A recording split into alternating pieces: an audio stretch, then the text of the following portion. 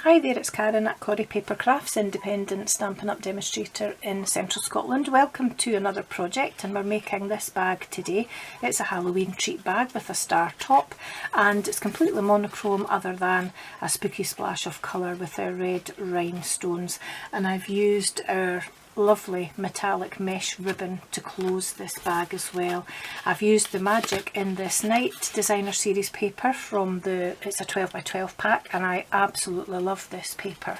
So the finished dimensions of this bag are 3 inches by 3 inches by 4 inches, or that's 7.6 by 7.6 by 10.2 centimetres. Now what I'm going to do while I'm making this bag is I'm going to give you the direct conversion for the inches that I'm scoring, but I'm also going to give you measurements for a slightly rounded down version if that's easier for you. There's only millimetres of a difference, and I've actually made a rounded down version in the centimetres here, so you can see there's very little difference in the height, and there's very little difference in the bottom of the bag as well. So the finished dimensions of the rounded down version are 7 centimetres by 7 centimetres by 10 centimetres, and the difference in how you cut your paper is really just a couple of millimetres, so there's not a lot in it. So I'm going to give you both sets of centimetres as we go through making this bag. So you'll need a piece of designer series paper which measures 12 inches by 6 inches, or 30.5 by 15.2 centimetres. So you're really just cutting your 12 by 12 piece in half, but if you want to make it with slightly easier measurements, cut your designer series paper to 30 centimetres by 15. Make sure if it's a directional pattern that you go along the way on your pattern so that the top of the pattern is here and the bottom of the pattern is here, because the paper is going to go round this way to make the bag. So you don't want your pattern to be that way, you want it to be up and down the way. So let's do some scoring, and I apologise for any shadows or any glare. We're going really from autumn into winter now, so the light is fading. I'm filming this in the late afternoon, and I'm also trying to adjust my computer chair while I'm talking to you. So in inches, you're going to score at 2 7/8, 5 3/4, 8 5/8, and 11 1/2. Or in the direct conversion to centimetres, that is 7.3, 14.6, 21.9 and 29.2, or in the rounded down version that will be 7, 14, 21 and 28 centimetres. So turn it clockwise so that the bottom of your pattern is here and the top of your pattern is here, and score at 2 inches, or in the direct conversion that would be 5.1 centimetres, or in the rounded down version it will be 5 centimetres, whichever you find easier. And then just fold and burnish on all your score lines, just making sure that you keep those edges straight as you go. It makes for a neater bag and it won't go all squinty. And just make sure you keep those lined up nice and straight like so, and then the last little narrow section at the end. And then fold on this horizontal score line here. So this is what you're left with once you've done your scoring. So you've got 4 sections here which are going to go together to make the bottom of your box, and this is the side panel which joins your bag together, but we don't need this little bit here, so just remove this narrow section here altogether like so, and then just notch at the top of that narrow section here as well. And that's the only waste that you have when you're making this bag, which is good. So you'll get 2 of these from one sheet of 12 by 12, and then just cut straight up each of these other score lines on the bottom to reach that first horizontal score line there. So just do the same on these other 2. If you've got any overlap at the back, at the bottom of the bag, once you put it together you can trim it, no problem. So this is what you're left with once you've done all your cutting, and then I'm just going to add some tear and tape along this section here,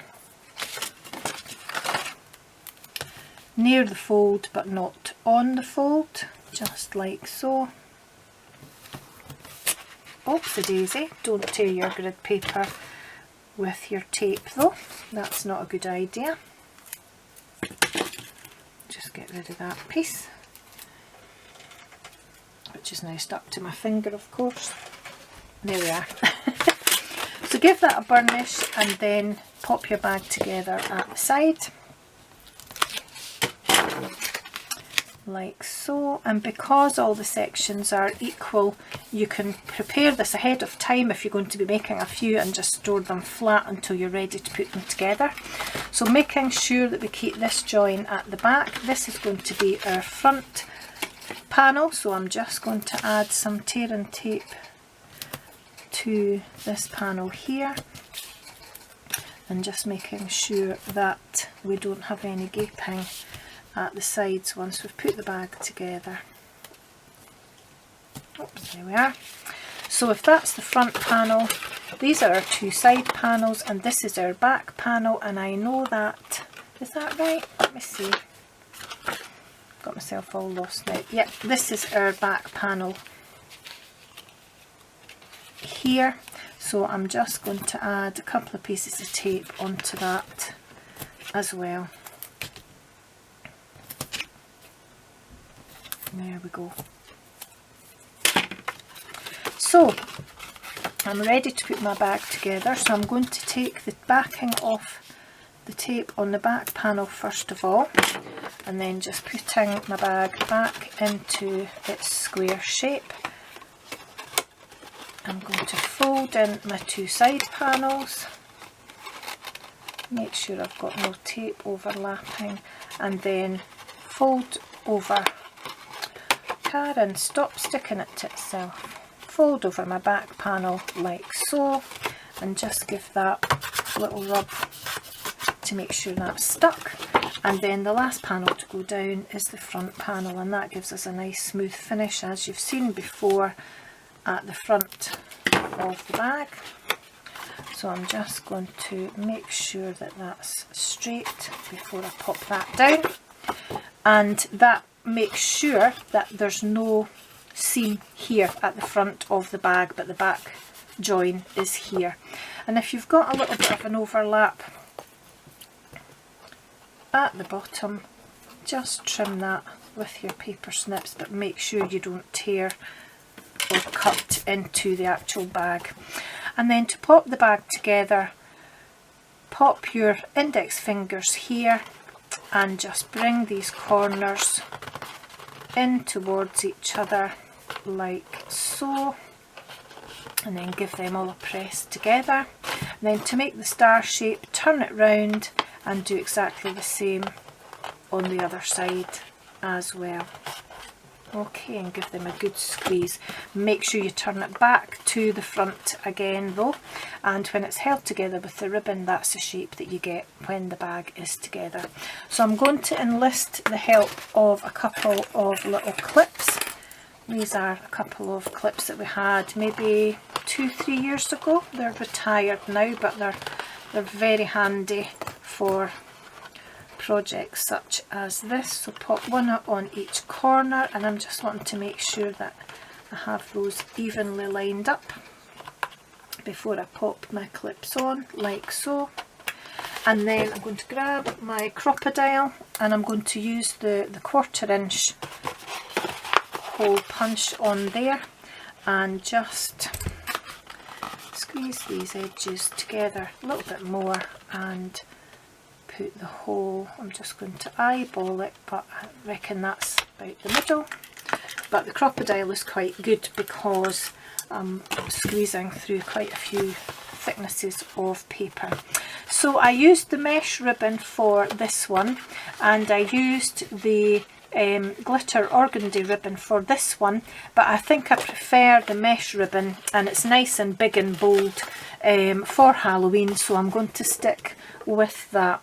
So I'm going to grab it and pop this through the hole just like so, and then I'm going to cut off a length. Let me grab my bigger scissors about there.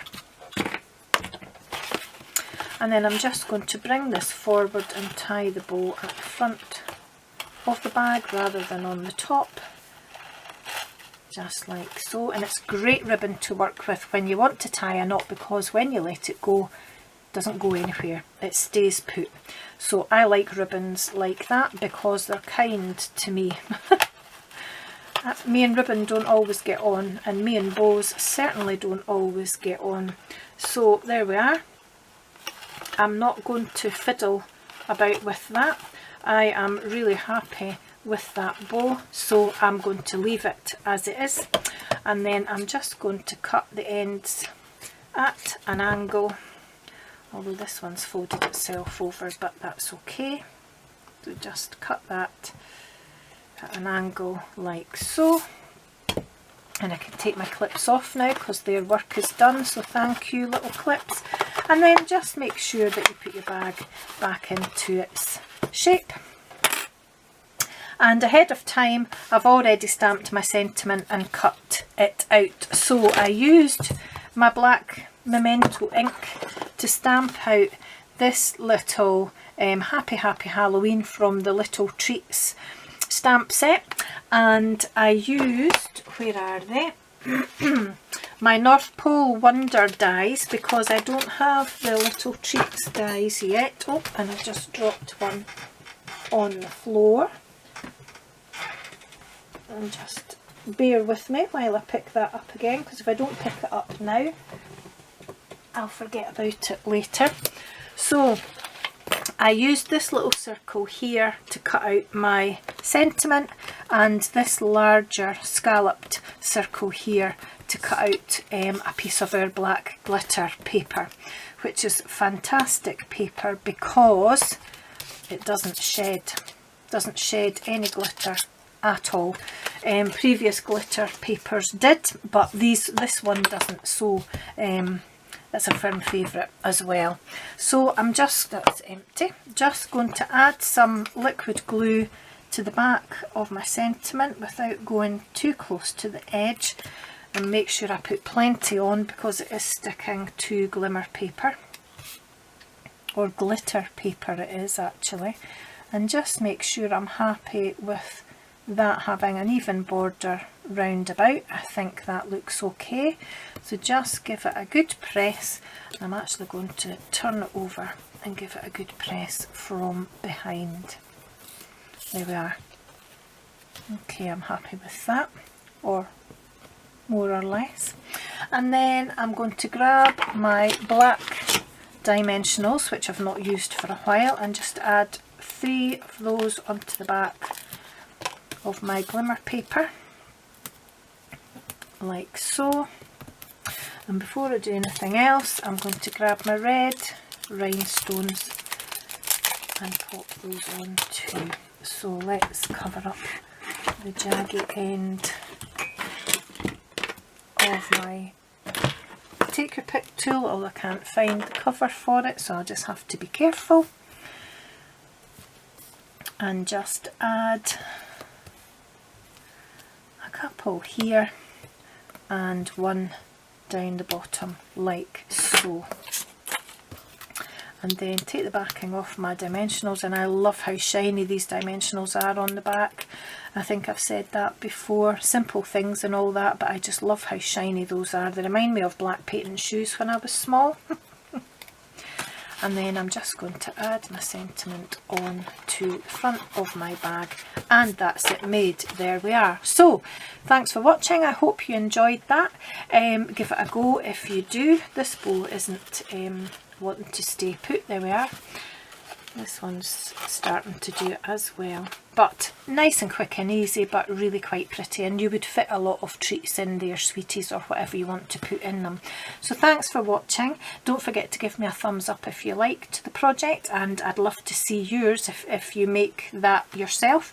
I'll put all the links to the products that I've used in the description bar below, and now that I've got a new photo studio, I'll be able to take some photos of the projects that I'm making these days. My last one kind of died a death, and you'll start seeing things appearing on my blog again, so there'll be a link to that down below as well. So thanks for watching, and until I see you next time, take care. Bye bye.